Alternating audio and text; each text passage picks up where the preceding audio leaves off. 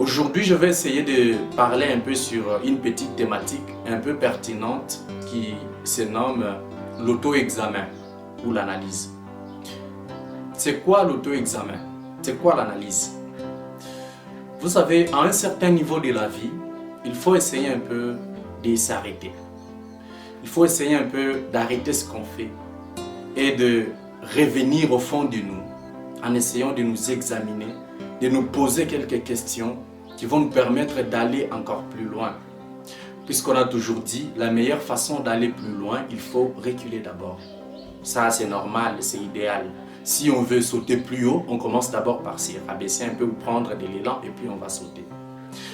Si on veut sauter un flaque d'eau, on va commencer d'abord par reculer un peu pour sauter plus loin. C'est comme ça aussi dans la vie. Si on veut avancer trop loin, il faut d'abord prendre le temps de s'examiner. Alors, qui dit auto-examen, dit de remettre sa vie en question. Il y a un dicton qui dit qu'on ne peut pas s'attendre aux résultats différents en faisant la même chose. Ce dicton est vraiment profond dans le sens où ça remet notre vie en question. Comme j'ai dit, on ne peut pas avoir de bonnes informations si on ne se pose pas au préalable de bonnes questions. Les bonnes questions consistent à rentrer au fond de nous-mêmes en essayant un peu de nous examiner en profondeur pour savoir notre cause. Marchez avec votre conscience et non pas avancer pour laisser votre conscience en arrière. Alors, la première question, sans plus tarder, c'est la question de savoir qui je suis. Beaucoup de gens avancent dans la vie, mais ils ne savent pas qui ils sont. À cette question, rentrez au fond de vous. Essayez de vous examiner. Vous savez la vérité sur vous-même. Ne vous trompez pas. Soyez honnête envers vous-même. Pour avoir de bonnes informations, il faut être honnête envers soi-même. Au lieu de chercher, de rejeter la faute sur X ou Y quand tout ne va pas, rentrez d'abord au fond de vous. Examinez-vous qui je suis. Ça va vous aider. Alors la deuxième question sera celle de savoir d'où je viens. Alors cette question va vous ramener de savoir un peu plus sur vos origines. Vous venez d'où? De quelle famille? Issu de cette question, vous allez essayer un peu d'analyser votre famille, votre progéniture pour voir comment était mon grand-père, par exemple. Comment il vivait. Comment son arrière-grand-père vivait. Est-ce qu'il était un féticheur? Est-ce qu'il était ceci? Est-ce qu'il était cela? Puisqu'il y a certaines personnes qui subissent juste là les influences ou les résultats de ce que les autres ont effectué il y a très longtemps. Donc votre grand-père peut-être pour avoir telle chose, il vous a sacrifié peut-être quelque part.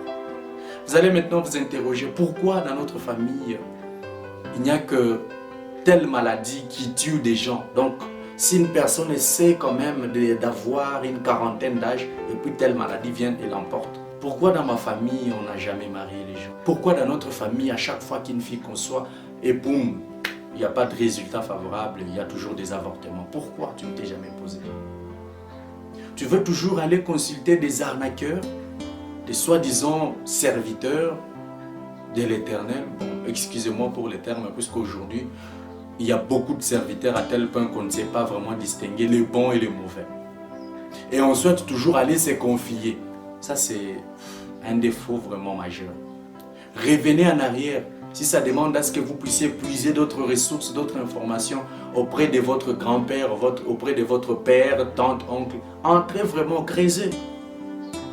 Vous savez, dans nos familles africaines, il existe certaines pratiques qui étaient déjà effectuées depuis avant même notre naissance. Et nous, on commence à subir. Et vous allez observer que ces gens-là ou ces personnes-là ne vont pas vous laisser connaître la réalité. Pourquoi? Parce qu'ils n'auront plus le pouvoir sur vous, ils n'auront plus l'emprise sur vous. Et on vous lie, on vous ligote quelque part. Ou si vous essayez un peu de monter, on vous étouffe, on vous ramène par terre.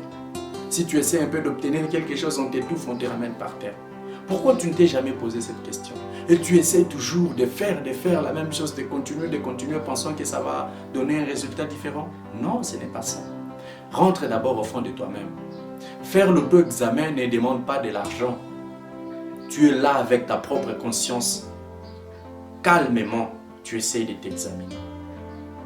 Qui je suis? D'où je viens moi? Comment était la vie de mon grand-père? Comment était la vie de mon arrière-grand-père? Comment est la vie de mon oncle tel, de ma tante telle? Tu essaies un peu d'évaluer ton environnement un peu de la famille. Tu essaies un peu d'examiner la vie de tes frères. Tu essaies un peu d'examiner la vie de tes frères, de tes soeurs, de tes tantes, oncles, cousins et autres. Tu fais d'abord l'auto-examen de savoir d'où tu viens réellement. Quel est cet esprit qui vous anime dans votre famille? Quel est ce lien qui vous bloque vraiment pour que vous ne puissiez pas aller de l'avant? Si vous parvenez vraiment à répondre clairement à ces questions, ça va vous ouvrir une brèche qui sera pertinente, une brèche qui sera même votre délivrance. Attention, je ne suis pas un pasteur, mais je suis quand même en train d'informer puisque beaucoup de gens sont liés, sont enfermés quelque part par manque de connaissances. C'est comme la Bible elle-même qui dit « Mon peuple meurt par manque de connaissances ». Ça a toujours été comme ça. Si on veut te tuer, ce n'est pas en venant avec l'arme comme ça, des fusils. Non, ce n'est pas ça te tuer. Te tuer, c'est te cacher les bonnes informations. Si on te cache les bonnes informations, dans ce cas, tu es mort déjà. C'est ce même qui signifie « Mon peuple meurt par manque de connaissances ».